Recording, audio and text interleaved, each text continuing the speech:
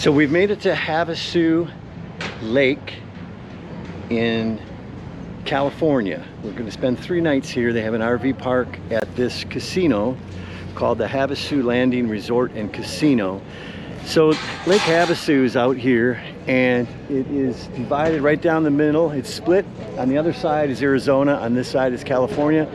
We are going to take this ferry here today across to the Arizona side, which you'll see is much more developed. I mean, it's like a huge city over there on the shoreline of Lake Havasu. On this side, it's an Indian reservation, so it's not near as populated as the other side. This ferry runs every 30 minutes, and it's free to go over from here, from the reservation to the other side. To get your ride back, it costs you $4 per person. So we're gonna head over there and check it out today. What else did I want to say? Oh, to get back here from Highway 40 is a long way. It's about 40 miles of nothing to get to the casino. So the employees were told actually all live over on the Arizona side, and then they take the ferry over every day to work. So interesting little tidbit there. But if you are coming here to stay, it's about 40 bucks a night for full hookups. You have a beach, obviously lake access. They have boat rentals here. They have a great grocery store, 1 gas station with fairly high priced gas, obviously, because it's the only gas station down here. So make sure you fill your tank before you exit Highway 40 or Highway 10 to get up here, because you'll want to not purchase gas here if possible.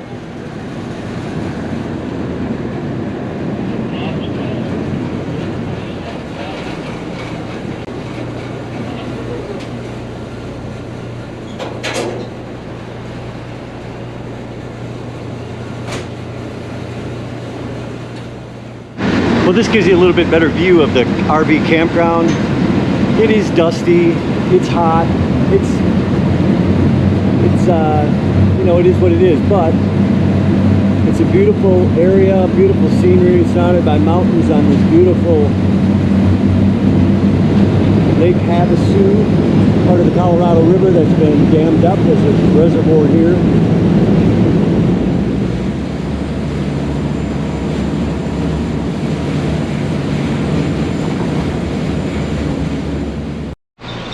So we are arriving at London's Landing, and these 2 beaches here caught our attention. One especially over here because of the RVs parked right on the beach. I did not know about that, or I would have been there for sure. But these beaches look really nice over here. Nobody's at them.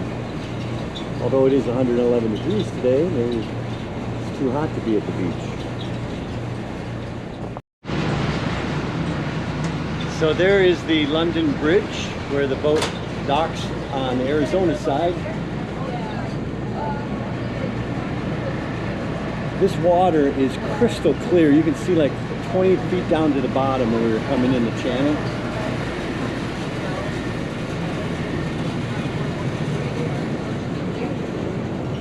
Wow. Yeah, that's the London Bridge.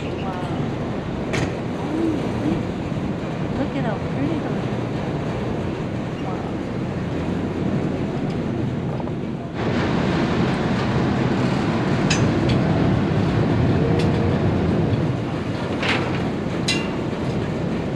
Look at the temperature. 111 degrees. There's an angel out there. Watching over. I think we should rent a jet ski. What do you think? Go out all day on a jet ski? Well, we brought our paddleboard along. Yeah, we'll blow that paddleboard up tomorrow. Yeah.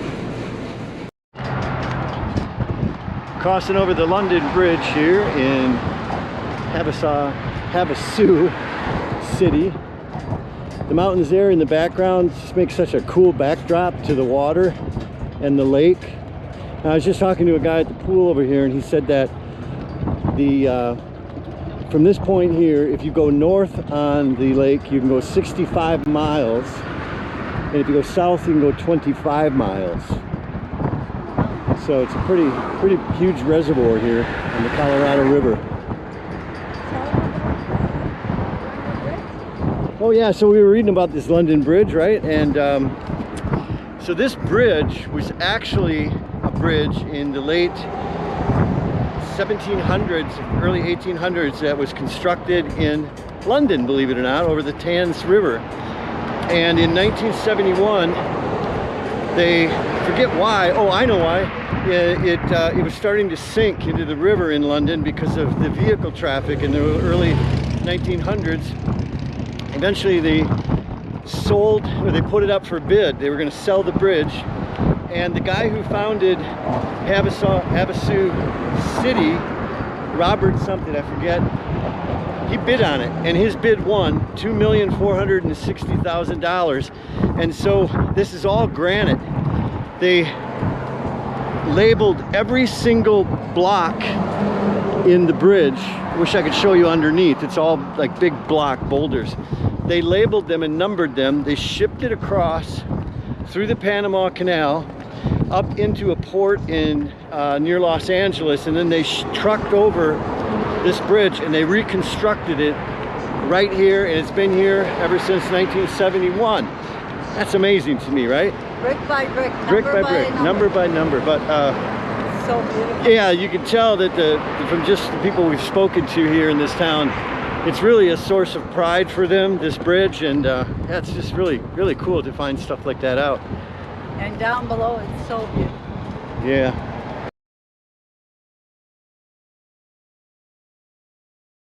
This is the wine country of the Paso Robles. 492 wineries are located in this region alone.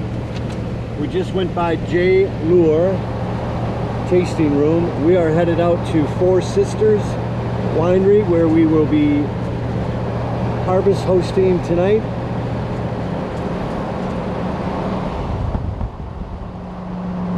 There's just miles and miles of vines.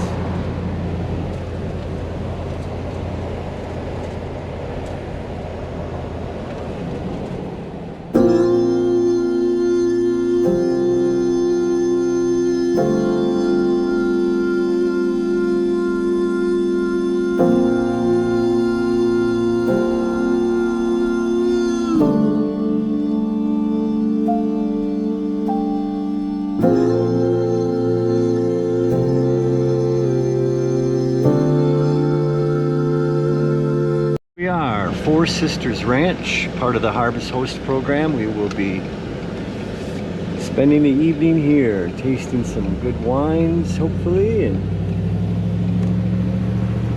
so one of the things that they said is bring a jacket. It's 88 degrees right now, 86. No humidity, so it's really comfortable out. But she said tonight it'll drop 40 degrees in the evening. And that's one of the things that makes a great wine growing region, is those deep fluctuations in temperature. It's what makes the grapes produce their sugar.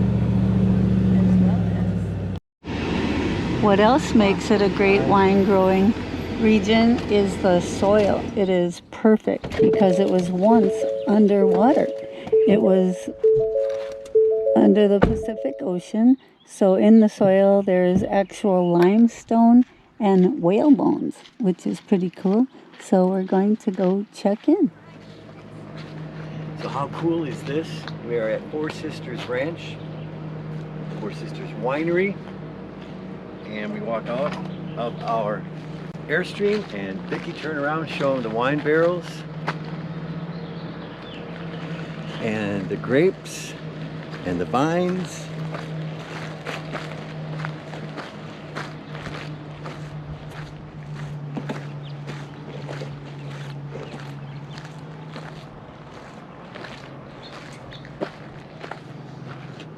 Just enough for me.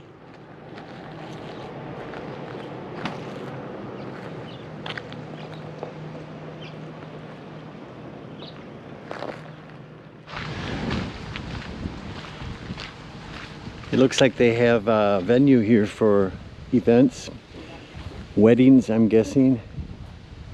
So a nice little area here that opens up to the outside, and then right along the vineyards here, some fire pits and a stage. Very nice. And Outdoor pavilion. Horseshoe pits.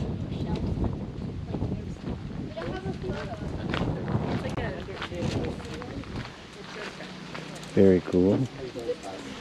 Very beautiful.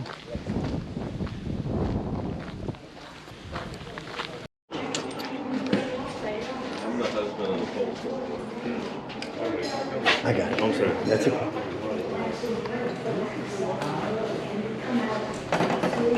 Hello there, welcome to Four Sisters, the right way, which is the morning. So what we have now is one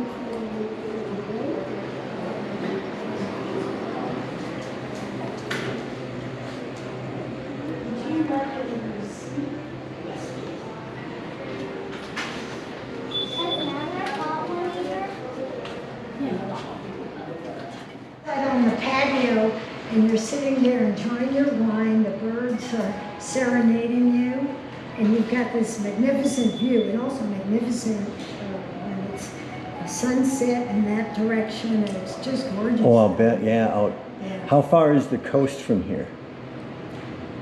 I always think in minutes, you know, like Wow. 25 minutes, you know, if you're going down to Highway 1. So tell us about your ranch. About my ranch, some 34 years ago, we came out here from LA on a summer vacation because we're actually both medical doctors going back a ways in Los Angeles. But Okay. the doctors were missing from the doctor's dining room. We couldn't figure out why. Oh, Dr. Frankel, he went to Paso Robles to plant a vineyard. Oh, Dr. O'Neill, he's not here anymore. He went to plant a vineyard in Paso Robles. So one year we said, wow, well, what's going on in Paso Robles?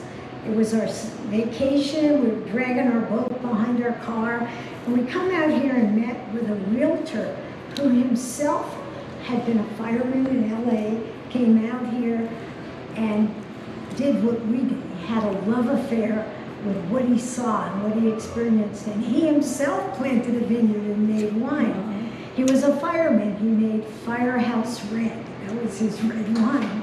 But he became ultimately the mayor and a realtor. He showed us how you start with dirt and you end up with wine. It took about 3-4 hours to show us every aspect of it, and we said, that's it. We're buying land, we're planting grapes, we're going to make wine. That was 34 years Wow. ago. And do you distribute your wines all over? Well, if you go to China, it's the first wine label in China with a woman's image on the wine label. I'm in 17 cities in China. Wow. I have it also in Hong Kong, in India. We had some in Canada, the East Coast, Missouri, Nashville, and California. Okay. So we have it in a few different places. We have different brands, sometimes special labels, like Red Hat label. Hence the red hat. This happens to be a sourced wine. We can't grow Chardonnay here, so that's Russian River Valley Chardonnay. Oh, wow. Whereas we have our own Central Coast Sauvignon Blanc for wine and a state orange muscat, semi-dry orange muscat. It's semi-sweet as well. The rest are reds and everything from Tempranillo, Malbec, Grenache, Syrah, of course Cabernet. Yeah, right. And of course, as a doctor, do you recommend a glass of wine a day? Or Well, the article over there that they wrote about my lectures of the health benefits of wine in Hong Kong and China. I gave lectures, you know, how it can increase your lifespan. Yeah, well. Longevity it's part of the polymeal diet. Do you know what that is? No. Polymeal diet, it has fish oils, dark chocolate, almonds, high fiber foods, of course red wine, a glass and a half a day for men, a glass a day for women. So wine in moderation, 76% reduction in cardiovascular risk. What does that mean? Less heart attacks. Yeah. less strokes. We know less Alzheimer's, senile dementia. And then on the, I guess, more private side, certain types of colon cancer dramatically reduced with wine consumption, less gallbladder disease. We see less, the aggressive prostate cancers reduced in men. There are some benefits visually that and to the skin that are coming out. Oh, Serena. But Good to know.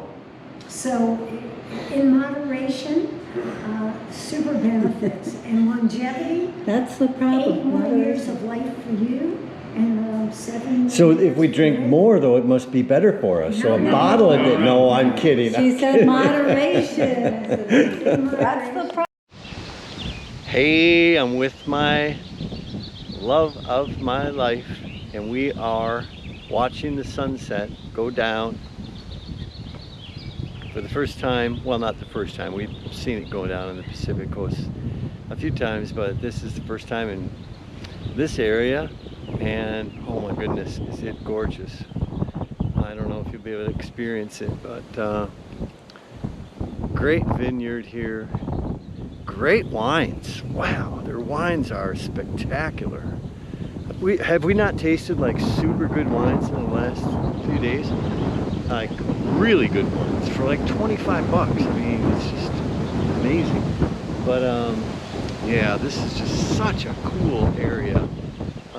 Could definitely see, you know, in my earlier days that this would have been an area that I would have wanted to settle in. Just a super, super magical area.